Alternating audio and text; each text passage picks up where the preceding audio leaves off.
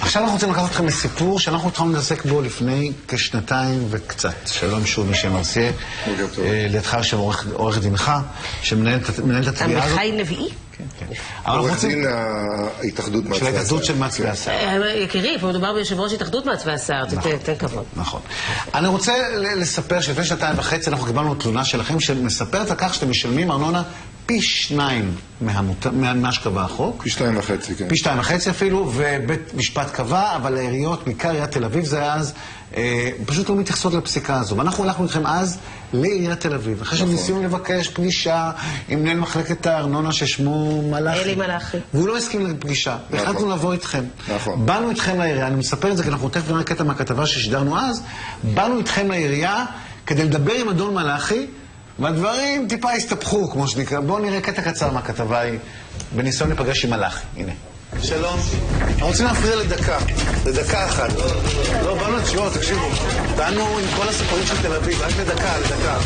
מתברר שזה מלאכי. חבל שלא ידענו קודם. כי בעוד אנחנו מתיידדים, הוא הספיק לחלוף את טבעת הספרים ולחמוק חרישית מאיתנו. רגע, נו, הולך? בוא. איפה הוא? זה בכלל הכי נראה שהייתי בעיריית תל אביב. היה מדהים, מה הוא מתחמק? החלטנו לא להפריע למלאכי עד שיצא. חיפשנו מישהו אחר שידבר. האנשים האלה משלמים ארנונה הרבה יותר מה שהם צריכים אחרי פסיקת בית משפט. שלחתם אצבע משולשת לכל מעצבי השיער בתל אביב. די, עד כאן. שיגיע לכאן להתמודד. יופי. אז עכשיו יש לנו 2 דלתות סגורות. לא נורא. כמה זמן כבר בן אדם יכול להתחבא? בכל זאת, יום עבודה.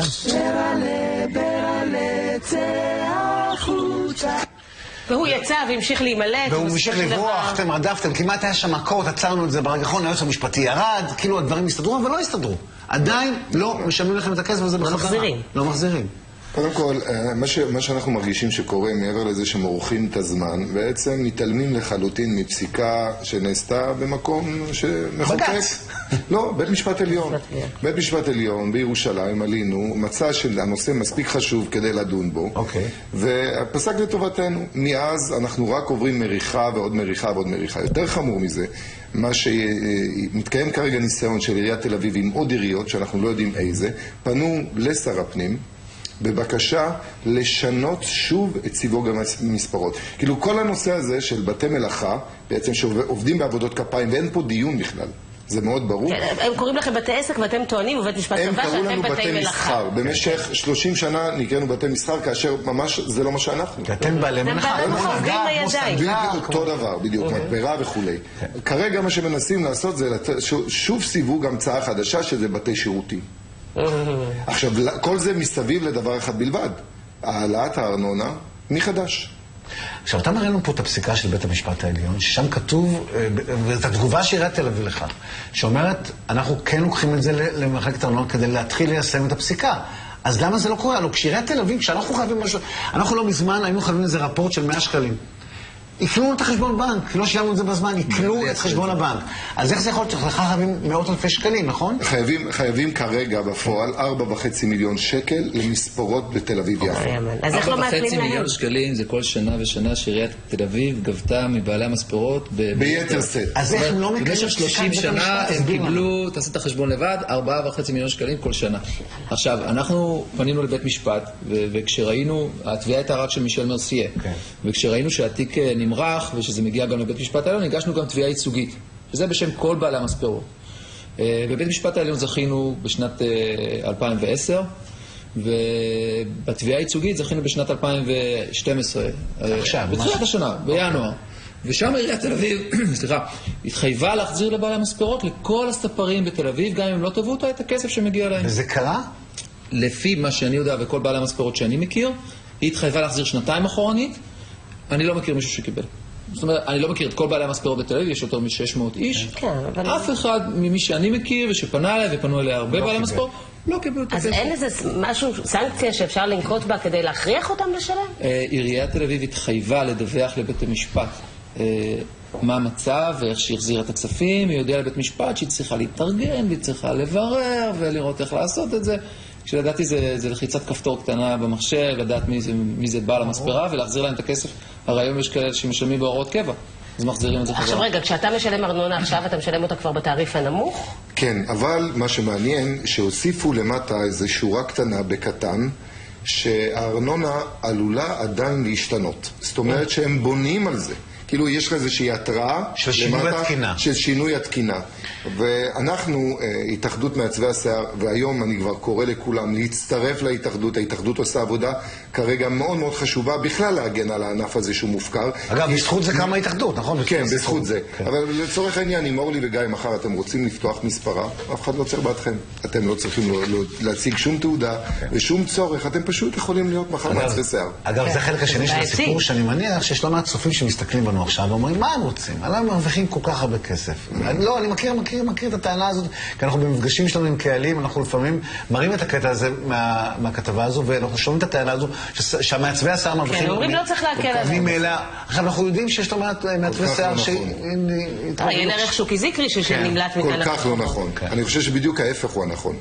מעצבי שיער היום חיים בצפיפות מאוד גדולה. ואני אומר לכם את זה מתוך מקום שאנחנו מכירים היטב. זה אנשים שעובדים בערך כ-12 שעות ביממה, בלי הפסקה, אנשים שלא לוקחים חופשים באופן מסודר, מכיוון שהם כל הזמן לחוצים. יש 9,000 מספרות במדינת ישראל, 780 איש למספרה, בעולם המערבי, כן? יש 3,500 איש למספרה. אז בואו נעשה חשבון נורא פשוט. 780 מספרות על אוכלוסייה של 7.2 מיליון. תעשו את המשוואה.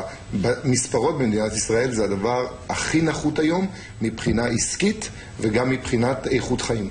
אתה אגב בקשר עם שוקי זיקרי? אני לא בקשר באופן אישי. אתה יודע מה מצבו, מה שלמה? כן, אני חושב שאני לא הייתי רוצה להיות במקומו. אני חושב שהם עברו משהו מאוד לא קל. אתם מנסים לעזור להם? אני חושב שקשה לעזור להם מכיוון שהם לא מתקשרים. הם מנותקים מתקשורת, מעט מאוד אנשים שאני מכיר בתחום שלנו היו איתם בקשר והם מנתקים כל הזמן. יש בעיות אמיתיות ולכן אני חושב אבל הוא דוגמה מאוד טובה שאין שום קשר בין הרעש והצלצולים שהתקשורת עשתה לבין המצלצלים, ממש לא. אז עורך דין לוי, מה עוד יש? מה עוד אפשר לעשות? כלומר, גם התקשורת, גם בית משפט, אתם... אולי עוד דבר אחד, הפסיקה של בית המשפט היא תתבצע, עיריית תל אביב תצטרך להחזיר להם את הכסף, אם לא היום מחר, עם הפרשי הצמדה וריבית. אבל אי אפשר להקל אותם. כמו שהם מעקלים אותנו שאנחנו חייבים להם. אי אפשר להקל משהו לעיריית תל אביב כי הם חייבים כסף ולא משלמים. נכון להיום אי אפשר, אבל הפסיקה הזו היא חלקית, כי על פי הפרוצדורה זה משהו משפטי. אנחנו קיבלנו פסק דין לקבל עבור כל בעלי המספרות עבור 2 אחורנית.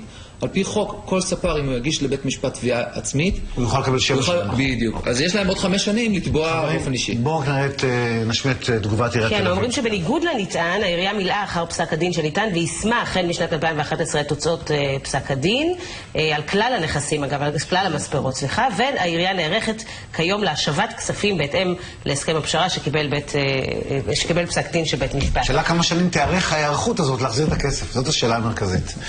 חברים בעיריית תל אביב, אנחנו מחבבים אתכם. כן, הם גם אומרים שהם הולכים לשנות את זה, הם אומרים, כפוף לאישור שרי הפנים והאוצר, הם הולכים לשנות את התקינה של הארנונה. אבל חברינו בעיריית תל אביב, אנחנו מכבדים אתכם. אנחנו יודעים מה אתם עושים לנו כשאנחנו חייבים 100 שקלים. השיבו לאנשים האלה את הכסף, זה הכל. אם אפשר, רק משפט נוסף. מאוד חשוב לנו שכל בעלי המספרות בישראל ומעצבי השיער יצטרפו לאיגוד.